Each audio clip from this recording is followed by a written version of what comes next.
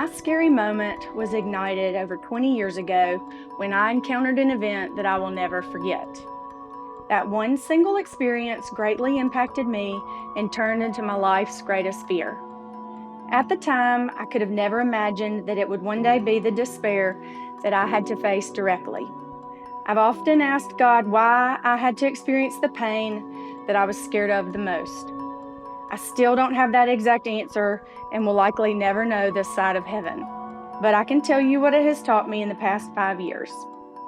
My story is specific to loss, but I believe that we all have encountered moments in our life when we've called out to God, asking Him to make sense of our heartache, our distress, and our agony. Suffering is universal, and God never promised that our life would be easy. That is why I felt led to share our story today, and I'm grateful for the opportunity to share with you God's goodness to myself and my family. My husband Key and I began dating when we were 15. We married 11 years later and had our first child, a son Royce, exactly 9.5 years later to the day. It is a joke among my family and friends that it takes me a good decade to make any major life decisions. I have always been a typical type A planner who likes to control as many aspects of life as possible. My plan changed dramatically 5 years ago when I realized that I was absolutely not in control. We were thrilled to be expecting another baby due to be born almost exactly 2 years from Royce's birthday. We always wanted our children's genders to be a surprise, and with each scan, we reminded our ultrasound technician that we didn't want to know if the baby was a boy or a girl. At our anatomy scan, we didn't expect anything out of the ordinary, but we were told that the baby was very small. It was suggested we see a specialist for additional testing, which we did. No testing provided a clear-cut answer for why our baby was not growing, and the reality of what may happen was discussed with us at more than one visit. I prayed and I cried, and I imagined the worst-case scenario, and I cried some more, and I prayed some more.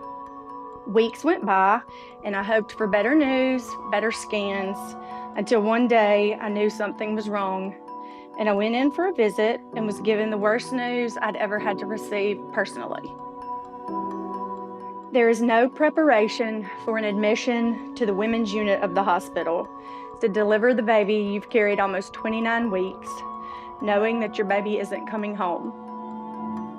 There is no silence in the universe like the quietness that filled the room when our baby came into this earth.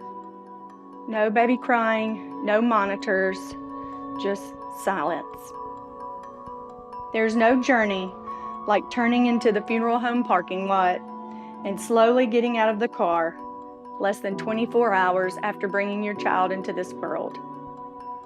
There can't be much more heartache for a mother than when she discovers in the delivery room that her newborn is a baby girl who she'll never get to tuck in at night, never tie ribbons in her ponytails.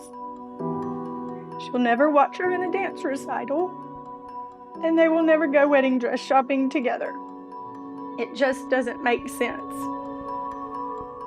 After the devastation of facing our great loss, my husband and I both had more distress through a few health scares and changes at work. It seemed as if life was just out to get us. It was very hard at that time to hold on to our faith, but eventually, almost 2 years later, we welcomed our second son, Lee. And I will admit, I was scared to death throughout my entire pregnancy, petrified at every appointment and ultrasound that I would again hear the worst news of my life. It felt like I was literally holding my breath for 9 months until our baby took its first breath. God sent us Lee, who is perfectly healthy, and our delivery couldn't have been better. We have cherished the moments with our boys, and we know how fortunate we are for the gifts of our children. They both bring us endless laughter and joy and are such a source of happiness. We were somewhat surprised when we found out last Mother's Day 2021 that we were expecting again. The biggest surprise, though, came when it was discovered we were having twins. I was so excited and hopeful and positively confident that everything would go perfectly. I completely trusted that God would not let us lose another baby, and I felt as if this would be our redemption story. Every doctor's visit brought us great news, and the scans all looked great. Genetic testing came back perfectly normal, and I checked in for a visit at almost 14 weeks, ready to share our baby news with friends and family a few days later. Silence, again in that same room, where years before I had been given the terrible, dreaded news. The news no one wants to hear. There doesn't seem to be a heartbeat. We can't find either one of the baby's heartbeats. I couldn't process all of my emotions in that moment, but I wanted to know if our identical twins were boys or girls.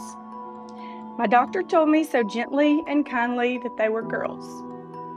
Again, it just doesn't make sense. How has my faith carried me through this season of such unexpected loss? Well, I've always believed in signs from God. The day after baby girl was born, my sister came to visit us. She sent us a picture of the most radiant pink sunset I have ever seen that she captured on her way back home. Pink sunsets have become a symbol to me, as silly as this may sound, that baby girl, and now her sisters too, are in heaven painting sunsets and enjoying time with Jesus and all of our loved ones. And it gives me a lot of comfort. Now, many of my family and friends will send me pictures of a pink sunset, and it lets me know that they remember our girls and that they are not at all forgotten. My mother has helped strengthen my faith as she has courageously battled breast cancer 3 times. And I've talked with her about how she trusted in God's plan and held on to her faith through her surgeries and treatments. Her words of encouragement and example were instrumental in helping me hold on to God's goodness. Clearly, family has been an essential part of our healing process, but our friends and church family have also been true gifts from God. I'm not sure I could have survived these storms without these friends who I truly consider my life rafts. My group of friends from our Wednesday night Bible studies and our Sunday school class have become confidants, and they have allowed us to share our story and how it's changed our faith and our perspective on life. Knowing that we have never had to suffer alone has allowed my husband and I to keep the faith that God does love us. Another way my faith has been affected is by sharing our story with others. This is not an easy topic to discuss and bring up. It can make many people uncomfortable, and it's not something everyone can relate to. I have found that just by opening up honestly about what we've been through has led others to share their stories too. I've been able to find a common denominator with individuals in these talks, which has led to deeper, more meaningful conversations about God and the church. Is this what it's all about? Sharing God's goodness with others despite this darkness? Is this how I can make sense out of everything we've been through? I don't know, but I do know that God loves us and has provided us with loving individuals to help us navigate our trials, and I hope in return we can do the same. Lastly, on the really hard days where something triggers a memory of baby girl or sadness looms heavily near birthdays and due dates, my boys always seem to know what to say. I believe that God speaks to us through children, and it may not make sense, but it gets me through. Recently, Royce spoke up as we were driving down the road, and he said, "Mom, I really miss our sisters in heaven." And I replied back to him that I surely did too. And then he said matter-of-factly, "But Mom, if we had 3 sisters here, you would definitely have to get a bigger car because we couldn't all fit." To Royce, that logistically makes sense, and those are the moments that help me keep my faith.